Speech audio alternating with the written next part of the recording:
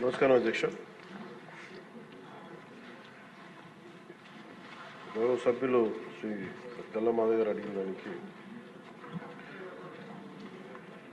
మొదటి ప్రశ్నకి plastic జీవరాశుల్లో plastic కాలుష్యం యొక్క దుష్ప్రభావాలను అనుభవిస్తున్నాం. ఇది ప్రధాన ప్రజా ఆరోగ్య సమస్యగా మారింది. ప్లాస్టిక్ కాలుష్యం తగ్గించడానికి కానీ దాని సమస్య వివరాలు ఏమిటని చెప్పడానికి బిఎన్సికి ఆంధ్రప్రదేశ్ ప్రభుత్వం environment, forest and science and technology department రాష్ట్రం మొత్తం మీద ఒక్కసారి మాత్రమే వినియోగించే ప్లాస్టిక్ వాడకాన్ని నిషేధిస్తూ ఉత్తర్వులు జారీ చేస్తుంది. అలాగే ప్రభుత్వ ఉత్తర్వులు ఇచ్చిన సూచనలు అమలు చేయాలని municipal administration, urban development, Panchayati Raj వంటి అన్ని శాఖలను, ఇతర శాఖాధిపతులను కూడా జిల్లా కలెక్టర్లను ఆదేశించడం అయింది.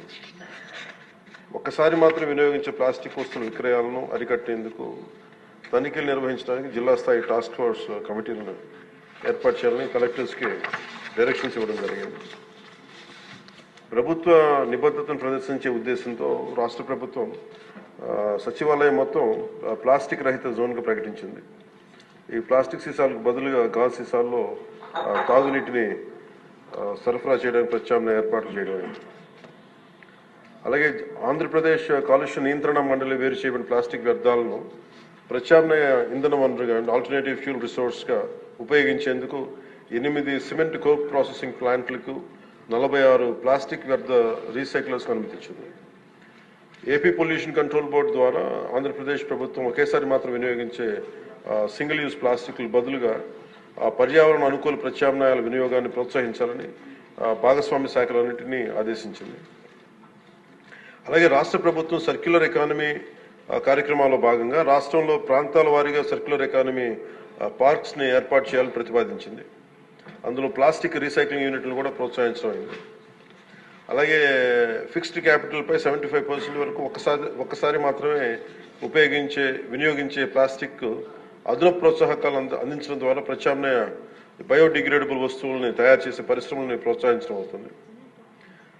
పౌరుల్లో అవగాహన కల్పించడం దీంట్లో చాలా కీలకమైన అంశం అధ్యక్ష. ప్రభుత్వ విధానాన్ని అమలు చేయడంలో పౌరులు కూడా చాలా క్రియాశీలక పాత్ర వహించాలి. సో ఇందాక లాస్ట్ ఫ్యూ మంత్స్గా మేము చేస్తున్న ఎక్సర్సైజ్ కానీ ఇవన్నీ ఒకసారి సభ దృష్టి కూడా తీసుకొస్తున్నాం అధ్యక్ష. ఉదాహరణకి మీరు ఫ్లెక్సీస్ ఎందుకు ప్రభుత్వం తరఫు నుంచి అన్ని చేయగలుగుతున్నాం, కానీ దీంట్లో పౌరులు ఒక బలమైన భాగస్వామ్యం తీసుకోకపోతే మటుకు ఇది ముందుకు తీసుకెళ్ళడం చాలా అది మనం ఎంతసేపు ఆదేశాలు ఇస్తున్నాం కానీ కింద దాకా ఎందుకు ఆ పొల్యూషన్ సింగిల్ యూజ్ ప్లాస్టిక్ ఎందుకు ఎందుకు దాన్ని ఇంప్లిమెంట్ చేయలేకపోతున్నటానికి ఇది మనందరికి కూడా ఒకసారి ముఖ్యంగా పొలిటికల్ పార్టీస్ కానీ ఈ ఫ్లెక్సీస్ వల్ల ఏం జరుగుతుందంటే అధ్యక్ష, ఇది ఒక ప్లాస్టిక్ మన అందరి దైనందిన డే టు డే జీవితంలో చాలా అంతర్భాగం అయిపోయింది. కూరగాయల్లో వాటి దగ్గర నుంచి నీళ్ళ బాటిల్స్ కావచ్చు, ఇయర్ బడ్స్ కావచ్చు, ప్లాస్టిక్ ప్లేట్స్, ప్లాస్టిక్ గ్లాసెస్ ఇవన్నీ సౌకర్యం కలిగిస్తున్నాయి. కానీ ఈ టెంపరీ సౌలభ్యం ఇది పర్యావరణాన్ని కలుషితం చేసుకుంటా చివరికి ఇది ఏ స్థాయికి వెళ్ళిపోయిందంటే ఇది ఒక్క ప్లాస్టిక్ మనం భూమిలో మనం ఇమ్మటానికి కనీసం 300 years పడుతుంది అధ్యక్ష. మనం వాడుతున్న ప్రతి ప్లాస్టిక్ అది ఈరోజు ఏమవుతుందంటే మనం పాలు తాగుతున్న పశువుల కడుపులోకి వెళ్ళిపోతుందో, లేదంటే మనం తినే ఆహారంలో భాగం అవుతుంది. అలాగే ఇప్పుడు ప్లాస్టిక్ విషయం తల్లి గర్భంలో కూడా పశువుల కడుపులోకి పుట్టే పసికందుల రక్తంలోకి చేరిపోయింది.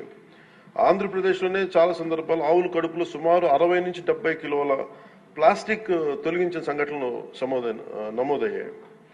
ఇలాంటివన్నీ అందుకని మాకు లైఫ్ స్పాన్ ఈ ముఖ్యంగా స్టైరోఫోమ్ అయితే 500 years కానీ పట్టదు, అది పడుతుంది దాన్ని అవడానికి భూమిలో కలవడానికి. Plastic bag, plastic straw, plastic bottles minimum plastic bag 10 to 20 years, plastic straw అయితే 200 years, ప్లాస్టిక్ బాటిల్ అయితే ఏకంగా 450 పైచిలకు సంవత్సరాలు. సో ప్లాస్టిక్ పూర్తిగా భూమిలో కలిసిపోవట్ల. అది మోస్ట్ డేంజరస్ ఏంటంటే చిన్న ముక్కలుగా విడిపోయి మైక్రో ప్లాస్టిక్, నానో ప్లాస్టిక్స్ రూపంలో నేల, నీరు, గాల్లో ఇప్పటికీ ఉండిపోతున్నాయి. ఇటీవల అధ్యయనాల్లో కూడా ముఖ్యంగా తల్లిపాలలో కూడా మైక్రో ప్లాస్టిక్ ఉన్నాయని తెలియజేస్తూ ఉన్నది. సో వీటన్నిటికీ సంబంధించి మేము ఒక నెక్స్ట్ 2-3 monthsలో చాలా ఒక డీటెయిల్ అనాలిసిస్ డీటెయిల్ ప్లాన్తో వస్తున్నాం అధ్యక్ష, ఒక యాక్షన్ ప్లాన్ తోటి. అది మీకు తెలియజేస్తాం. ఇప్పుడు ఉదాహరణకి పంచాయతీ ద్వారా మేము ఏం చేస్తామంటే స్వచ్ఛందం అనే కార్యక్రమం పెట్టాం. ఈ ఏవైతే ప్లాస్టిక్ వ్యర్థాల నుంచి నిత్యావసర వస్తువులు పొందుతూ ఉన్నారు, ఇది ఒక అవగాహన పెంచుతున్నాం. ఈ చెత్తను సేకరించి అలవాటుని పెంపొందింపజేస్తున్నాం. ఉదాహరణకి ప్లాస్టిక్ ఫ్రీ తిరుమలలో కాన్సెప్ట్ ద్వారా, అంటే ఒక టెంపుల్, మనం తిరుమలకి వెళ్తే ఈరోజు మనం వెళ్ళి చూస్తే భక్తులు ఎవరు బాటిల్స్ కవర్స్ తీసుకెళ్ళకుండా ప్రత్యామ్నాయం గాజు సీసాలు, పేపర్ క్లాత్స్, బ్యాగ్స్ వాడుతున్నారు. సో లక్షలాది భక్తులు క్రమశిక్షణతో ఈ నియమాన్ని పాటిస్తూ ఉన్నారు. సో మన రోజువారీ జీవితంలో ప్లాస్టిక్ ప్రత్యామ్నాయంగా చెరుకు పిప్పి, తాటాకులు కానీ, వెదురు ఇట్లాంటి ఇత్యాది బయోడిగ్రేడబుల్ తోటి సేమ్ ఇదే తయారు చేసుకోవచ్చు. సో ప్లాస్టిక్ని నిరోధించాలంటే ముందుగా మూలాలపై దృష్టి సారించాలి. దానికి ప్రత్యామ్నాయ పరిశ్రమలకి సర్క్యులర్ ఎకానమీ పెద్దపీటలు వేయాలి. సో ఆ దిశగా గౌరవ ముఖ్యమంత్రి గారు కూడా వాటిని ముందుకు తీసుకెళ్తారు ఈ పథకాల ద్వారా. అలాగే పర్యావరణ పరిరక్షణ మా సహకారాన్ని అందిస్తా ఉన్నాం. దీన్ని అందరూ సద్వినియోగం చేసుకోవాలి. కానీ దీన్ని ప్రజలు కీలకమైన భాగస్వామ్యం ప్రజల్లోనే ఉంది. అలాగే ప్రత్యేక ప్రోత్సాహాలు విస్తృతంగా అమలు చేయడం ద్వారా పారిశ్రామిక వర్గాలను ఆకర్షించాలి. అప్పుడు ప్రజల ఆలోచన విధానంలో కూడా మార్పు అవసరం. ముందుగా మనకి యాజ్ ఎమ్మెల్యేస్గా కానీ, గౌరవ ప్రతినిధులుగా కానీ, ఇది మనందరం ఒకసారి మీ దృష్టి ద్వారా అందరికీ గౌరవ సభ్యులందరూ తెలియజేస్తాం అధ్యక్ష. ఇక్కడ మనం సచివాలయం, ఇక్కడ అసెంబ్లీలో కానీ ఎక్కడ ప్లాస్టిక్ని వాడటం నిషేధించడం అయింది. ముఖ్యంగా ఈ మేజర్ ప్రాబ్లం ఎక్కడ వస్తుందో ఫ్లెక్సీల ద్వారా వస్తుంది.